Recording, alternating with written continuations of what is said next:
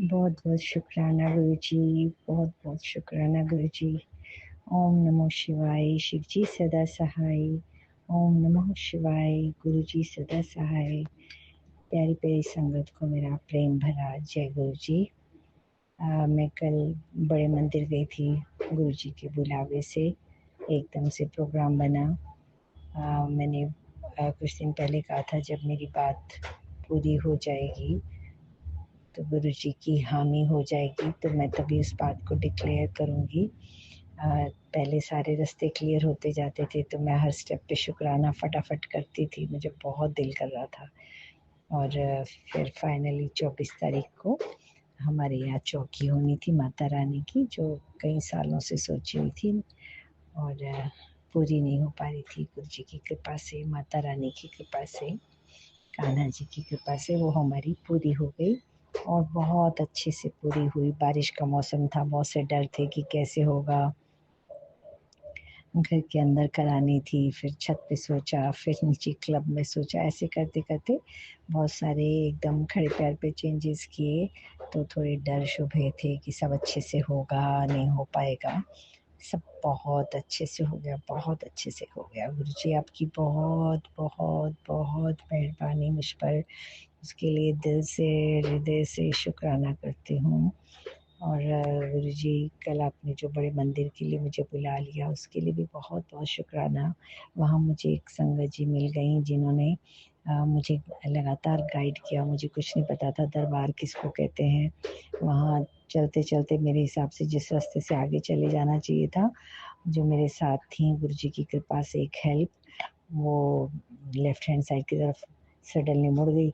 मुझे भी उन्होंने कहा, वो मुझे गाइड करती जा रही थी क्योंकि मैंने उनसे कहा था मैं आपको फॉलो करती जाऊंगी। तो उनके साथ उन्होंने मुझे इशारा किया और एक साइड पे बिठा दिया। लोग बैठे हुए दिखते थे मुझे, ऊपर भी सीढ़ी से जाते हुए दिखते थे तो मैं तो सीढ़ी से चली जाती थी, लोग जा रहे होते थे। तो हमें किसी ने मतलब ऐसा कहा भी नहीं कि हाँ बैठो, लेकिन वो जो मेरे साथ संगत जी थी उनको पता था, वो मुझे ले आई और वहाँ बिठा दिया। और उसके बाद ही चाय प्रसाद आया जो मैंने पिया और पी के मुझे लगा अब हमें चलना चाहिए, क्योंकि वो तो नई बात कर रही थी। उन्होंने कहा था कि बोलना नहीं होता यहाँ पे। तो एक संगत जी आए, उन्होंने कहा कि जिन्होंने दरबार में बैठना है वो भी बैठ जाएं, नहीं तो जिन्होंने चाय प्रसाद अपना ख़त्म कर लिया है वो आगे बढ़ें। मैं फटाफट खड़ी हो गई तो उन्होंने मुझे इशारा किया, पीछे से पकड़ के कपड़े जैसे खींचे थोड़े से कि आप बैठ जाओ। मैंने कहा मतलब जाना नहीं है? कहती आपको दरबार में नहीं जाना? मैंने कहा मुझे लगा ये दरबार ही है जहाँ हम बैठे हैं, सब दरबार है।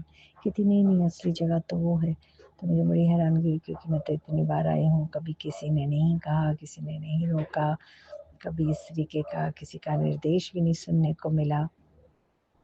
तो सभी गुरु जी की कृपा थी। तो 5 मिनट भी नहीं बीते होंगे इस बात को लेके तो अंदर से इशारा आ गया कि चलिए चलिए अंदर चलिए। फिर उन्होंने हमें बड़े प्यार से गुरु जी की जो फोटोज जहाँ लगी होती है स्वरूप बड़े बड़े, उसके पास बैठना उसको दरबार कहते हैं। मुझे नहीं पता था, मैं हमेशा आगे चलती जाती थी और देखती थी उधर लोगों को बैठा हुआ, तो मुझे लगता था कि ये स्पेशल संगत होंगी, कोई कुछ खास बात होगी, कोई रिक्वेस्ट किया होगा, कोई रीज़न होता होगा तभी ये इतने अंदर बैठते हैं। तो वो मुझे भी मौका मिला। बहुत अच्छा लगा गुरु जी वहाँ बैठ कर के आपके स्वरूपों के सामने।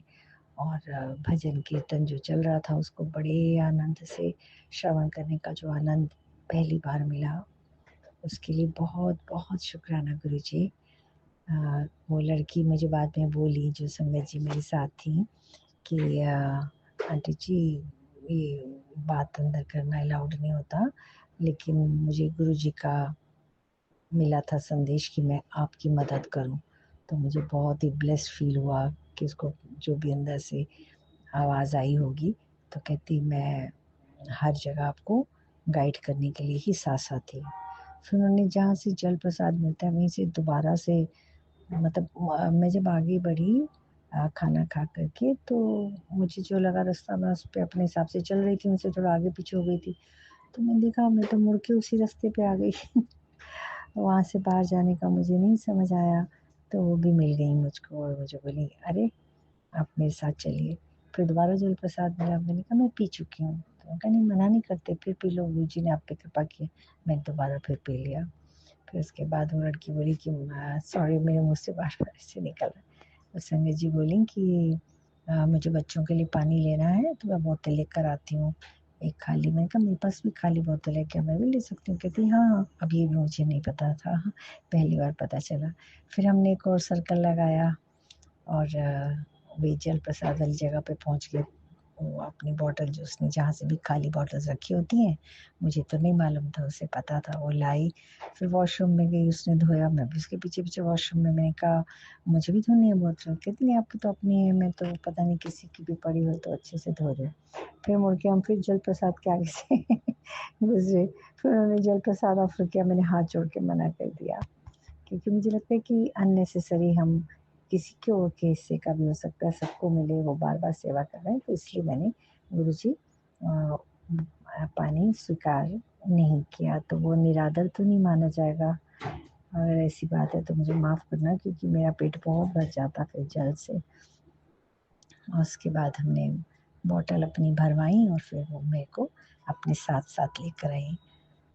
जो वहाँ पे ऑटो वगैरह होते हैं उनके साथ। तो गुरुजी बहुत-बहुत आपका शुक्राना, क्योंकि मैं हर बार जब भी जाती हूँ मुझे कुछ बिल्कुल नया ही तरीका मिलता है। बहुत ज़्यादा बिल्कुल बदला हुआ तरीका। कभी जब आपका बर्थडे था, पुण्यतिथि थी, तो वो स्पेशल डेज़ ही होते हैं, तो इसलिए हो सकता है संगत बहुत ज़्यादा थी तो स्पेशल अरेंजमेंट्स होते हैं संगत को एडजस्ट करने के लिए। तो बाहर पंडाल मेक एंड शिफ्ट वाले बने हुए थे, तो मेरे लिए हर बार जब भी गई हूँ मेरे ख्याल में 5-6 बार गई हूँ आपके दरबार, 5 या 6 बार। तो हर बार मुझे नया मिला अरेंजमेंट, तो मैं अभी भी श्योर नहीं होती हूँ, बस फॉलो करती रहती हूँ किसी ना किसी को। कोई चल रहा है आगे तो उसके साथ-साथ चल लो। तो बीच में ये जो टर्न लेके दरबार में जाने का मौका मिला, इसके लिए आपका बहुत-बहुत शुक्राना गुरुजी। आपने इतनी बड़ी मेरी मन्नत पूरी की। मेरे जो शारीरिक थोड़ी-सी कोई दिक्कत लग रही है उसमें भी आज मुझे आपके उधर से अंदर से आवाज़ आई कि आपका इशारा था कि मेरी जो जोत की बत्ती है उसमें से घी लगा लो। तो मैंने लगाया। और इसके अलावा गुरुजी मेरे घर में 5-6 दिन से, या ज़्यादा ही कह लो, काली चींटियाँ कहीं से आ गई हैं, इतनी ज़्यादा हैं कि जो मेरे चीनी के डब्बे हमेशा एयर टाइट हैं, उनमें थोड़ी-थोड़ी चूड़ियाँ बनी हैं जो बस ऊपर से ढक्कन लगाते हैं और बंद हो जाते हैं, उनमें कभी चींटियाँ नहीं लगी थी। वो जी उनके अंदर भर जाती हैं चींटियाँ। धाम-धूम के चीनी के पैकेट्स, जिसमें पता नहीं सुई की नोक जितनी कोई जगह होती होगी, उससे अंदर पैकेट भरे के भरे काली चींटियों के द्वारा निकलते हैं।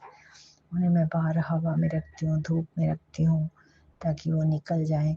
वो फिर उनमें भर जाती हैं, फिर मैं पानी रखती हूँ उनके नीचे बर्तनों में, वो उसमें मर जाती हैं और मैं अपराध बोध से भर जाती हूँ। फिर मैं उनको उँगलियों से उठा-उठा के न्यूज़पेपर पे रख-रख के कि पानी सोख ले, ये ज़िंदा हो जाएँ।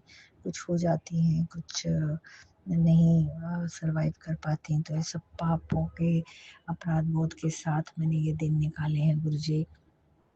मेरे मन में लगता था ये कोई अ, परेशानी दूर हो रही है या कोई परेशानी का साइन है। फिर कल मैंने एक सत्संग देखा, उसमें था कि तेरे घर में जो काली चींटियाँ आ रही है ये मारण क्रिया किसी ने किया हुआ है। मेरे को विश्वास ही नहीं आता गुरुजी, कौन ऐसा करेगा? लेकिन मन में एकदम से चिंता सी हुई।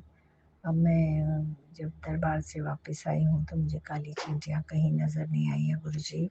इसके लिए बहुत-बहुत शुक्राना, वो दोबारा कभी ना आए गुरुजी। बहुत दुःख लगता है किसी भी जीव के मरने पर। पानी में मैं रखती फिर भी उसमें भर जाती थी गुरुजी। और फिर मैं कोई ब्रिज सा बना के रख देती थी कि वो यहाँ से निकल कर के चली जाएँ। तो मैं देखती थी उसी ब्रिज से बल्कि अंदर आनी और शुरू हो जाती थी, बाहर जाने का तो मुझे पता नहीं। तो बहुत दुविधाओं से मैंने ये हफ़्ता 10 दिन निकाले हैं काली चींटियों को देख-देख के। बहुत बुरा लगता था, क्योंकि हम तो एक भी चींटी को मरा हुआ नहीं देख सकते, मरते हुए नहीं देख सकते। अगर जिस जगह पे चींटियाँ हों वहाँ पे हल्दी डाल के या पानी का छींटा मार के उनको पहले हटा के तभी वहाँ पैर रखा। कभी भी उनको बनने नहीं दिया।